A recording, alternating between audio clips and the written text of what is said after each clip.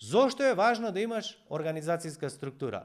Токму да му дадеш смисла на твојот бизнис и да го организираш. Сега ќе ти објаснам каква е таа општа организацијска структура и како треба почетни темели да поставиш за да ја дадеш форма и живот на твојата компанија. Еве кои се трите основни сегменти во секој еден бизнис. Првиот сегмент е маркетинг. Тоа што ги носиш клиентите на доручек, ручек, вечера на кафе. Тоа што преговараш, одиш од фирма во фирма со луѓе, зависи што е твојот бизнис. Тоа се вика маркетинг. Значи, одиш нешто да промовираш. Идеја е маркетинг, промоција маркетинг, позиционирање маркетинг. Значи, се е тоа маркетинг. Ако ти кажам еден факт, најголем дел од бизнисите кои што се услужно ориентирани, а имаме на чело на фирмата работник или менаџер, нема човек кој што продава.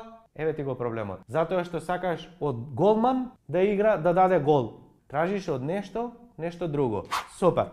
Следна работа е оператива. Или ако сакаш логистика, ако ти е полесно. Значи, што е оператива, што е логистика? Се што не гледаат клиентите, а ти го работиш, што е оператива? Она што го црташ, она што го програмираш, она што го произведуваш, се она што го работиш е овде. И уште еден круг се финанси и администрација. Што значи финанси? Па на крајот на денот мора да знаеш дали си во добивка или во загуба, треба да дадеш фактурче, треба ти некаде да платиш, хартија еднакво администрација. И ти, пријателу мој, си овде како собственик или како директор. Еве директор. Значи, еве ја првата организацијска структура. И првиот твој проблем. Го почна бизнисот да го работиш. И што прават луѓето на почеток? Наместо ова да го стави на хартија и да замисли, кои луѓе ми се потребни овде? Визија, значи сакам да играм фудбал, теренско игралиште ми треба, да, супер.